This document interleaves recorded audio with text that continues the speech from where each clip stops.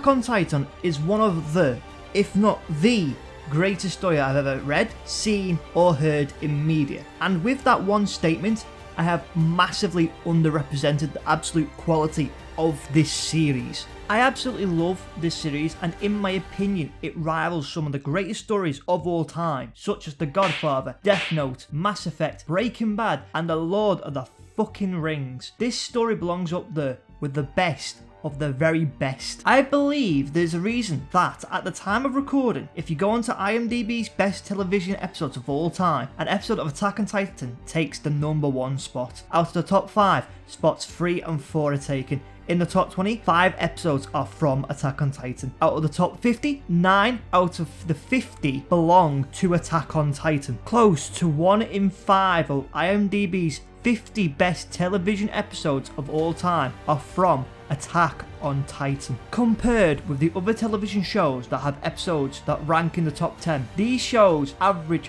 3.2 episodes out of IMDb's 50 greatest episodes of all time, with the closest being Game of Thrones, which just has over half of Attack on Titan's number 9 with 5 episodes. With a series having this many episodes rated so highly, and with the manga recently ending, I wanted to explore why this series is not only special to me, but to many others around the world. I want to explore my thoughts as to why Attack on Titan is considered one of the greatest pieces of media ever to exist. So strap on your ODM gear, salute to the wings of freedom, and join us today to discuss why Attack on Titan is one of the greatest. A word of warning. Some spoilers are to follow, but these will be at a minimum, and while this is one of the few manga I have read, I'm mainly going to be covering the anime. The world is a cruel place. This is a reality that I feel we all know deep down to be true about our world. Most people can't achieve their dreams. The world can take us away at any moment, and a number of unforeseen events can shape our lives, either luckily positive or undeservingly negative. We all know that something bad can happen to any one of us for no other reason than it can, and in Attack on Titan, this is reflected in the series and maintained throughout the entirety of the story. Hajime Isayama, the author of Attack on Titan, places us in a world where characters can, do and will go through immense suffering and sometimes die, sometimes completely unceremoniously. At the beginning of the series, we the viewers are placed alongside our 3 main characters of the story, Eren Yeager, Mikasa Ackerman and Armin Arlet, in a world where the survivors of humanity are kept safe from Titans, human-eating humanoid monsters, by 3 separate walls, where their home is a pen, humanity cattle. When a couple of guys who were up to no good started making trouble in my neighborhood, I got in one little fight and my mom got scared and said, "My legs have been crushed." The Titans have broken through. Eren watches powerlessly as his mother is eaten by one of the Titans. And as Eren's life is destroyed and he becomes a refugee, he declares one thing. I'm gonna put a stop to this. I'll kill them all. Every last one. Now, most shows and stories with a character origin of this magnitude, this tragic of a backstory, would go out of their way to be able to make sure the main character can do something about it, to have something special that would make them able to actively influence the story. Think Bruce Wayne being a billionaire, Captain America being a good-hearted person mixed with a touch of steroid, super soldier serum, or Goku being a Saiyan. In a lot of these stories, there's some sort of trait or special ability that makes these characters uniquely special to the story and the world around them. However, this luxury is not afforded to any of our main protagonists, and instead, no character in the series is inherently special, not even our main protagonist, Eren Yeager.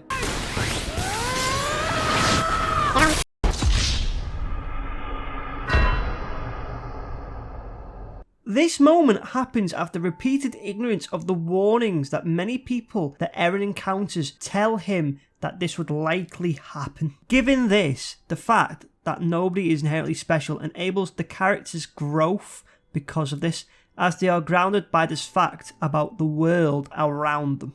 And this, as well as the military's depiction of allowing members of both sexes to join, and with the unisex uniforms that the soldiers wear, gives us, the audience, the feeling that this could be any one of us, that we are part of humanity's fight against the seemingly unstoppable force, and that any one of us can be taken from this world at any moment. Isayama does such a good job at making sure that there's a consistent logic to the world of Attack on Titan that doesn't get broken, leaving various clues about the plot, characters and the world that they inhabit that make every single reveal, plot twist and character moment both mind-blowing but believable in the greater nature of the story, all while portraying as much of the unceremonious death and destruction towards its world and towards its characters that only something such as Game of Thrones can rival. And with the mention of characters, the characters of Attack on Titan are some of the most emotionally complex and well-written characters in any series I have read, and I have been attached to many a character. Each of the characters in what is an ensemble cast of characters all have their individual personalities that help to make them stand out from other cast members, that helps to enrich the story. And to further explain what I mean, I want to focus on three characters: our naive protagonist, Eren Yeager, the pessimistic Jean Kirstein, and the charismatic leader in Erwin Smith. With Eren, we get someone who starts off actively wanting to change the world that the characters exist in. Someone who believes he can change the world, that he's somehow different to everybody else within the world, that he will force the world to change to what he desires. The stereotypical shonen character. Except this isn't a shonen, not a typical one. In fact, I wouldn't argue this is a shonen at all. Like I mentioned previously, Eren doesn't have anything inherently special about him. Sure, he gains special abilities, however, the world of Attack on Titan is cruel, morally ambiguous, and quite frankly, it doesn't give a fuck. Eren sees things in black and white, good versus evil, his ideal being that for freedom from the Titans. But over the course of the series, we see his ideals and beliefs get challenged and utterly destroyed. And because of the absolute batshit mindfuckery that Eren goes through, we eventually get to this particular scene. Look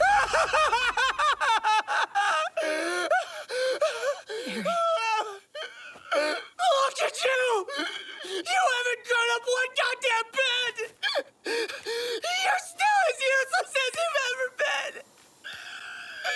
Nothing's changed!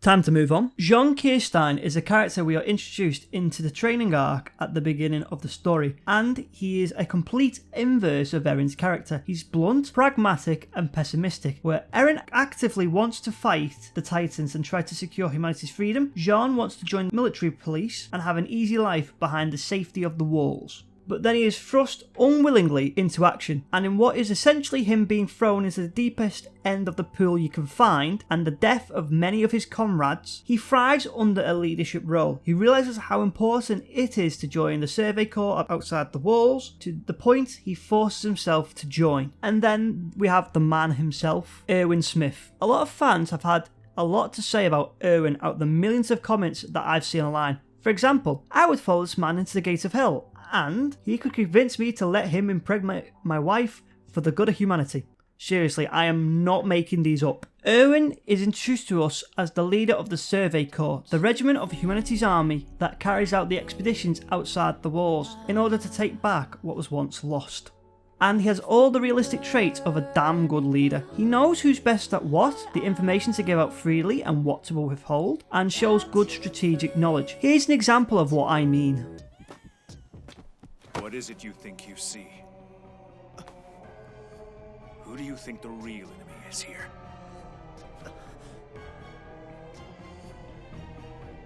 Ignore me.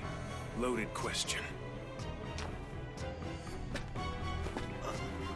Without going heavily into spoilers, he's testing Eren and using Eren's reaction to gauge the situation, getting some vital information in the process that we, the viewer, doesn't realise is actually received from the scene until his plan later on in the series is executed, using the information he's received in this scene to make an informed judgment that is shown to be correct. And his perceptiveness, as well as his unwavering focus for humanity's advancements, helps to endear him as a leader to not only many of the characters in Attack on Titan, but to the audience as well. And he gives some damn good speeches. There are countless characters with great deals of emotional complexity, from my personal favourite in Reiner to Captain Levi.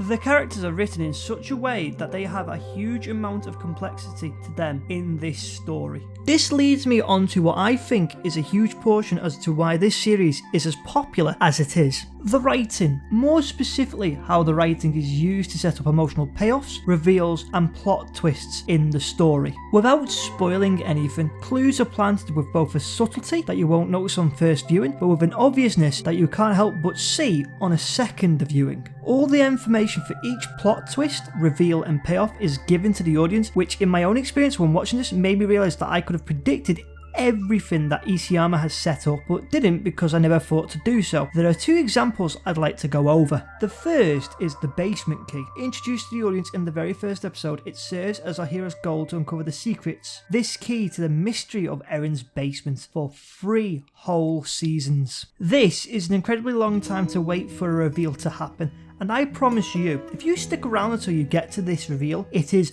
mind-blowing, and it recontextualises what the audience has been led to believe up till that point. But at the same time, there's clues spread out, literally pointing the audience in this direction, to the point that on a rewatch, they are slapping you in the face. The other example I want to examine is the behaviour of certain characters and how they act within the story. Again, without spoiling any major plot details, there are certain actions that characters take that reveal huge things about them, including subtle visual clues. Certain behaviours that characters have throughout the series, first 3 seasons can give massive hints about them as a person, about who they are and what their goals are, and there are little character slip-ups and choices of wording that give hints into the wider world around them, what they call themselves, the food they talk about, as well as other examples. It's really hard for me to go into more detail without giving away any major spoilers of the story, and it takes a better man than me to do so. But needless to say, the writing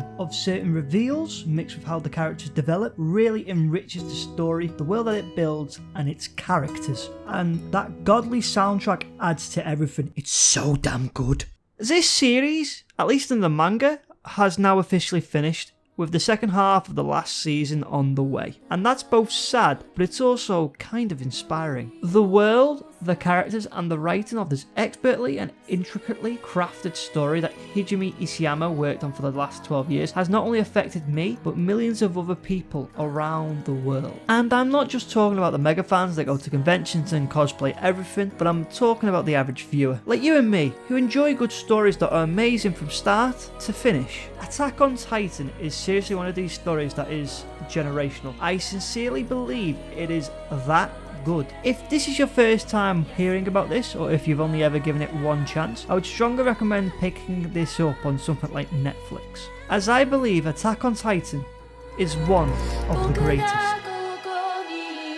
Thank you for watching the video. This video took a long time for me to make, so I'd appreciate a like and subscribe if you want to. And at the same time, I also make gaming videos on the side as well, just to help improve my editing skills. So if you want to watch those as well, links are down in the description. Thank you.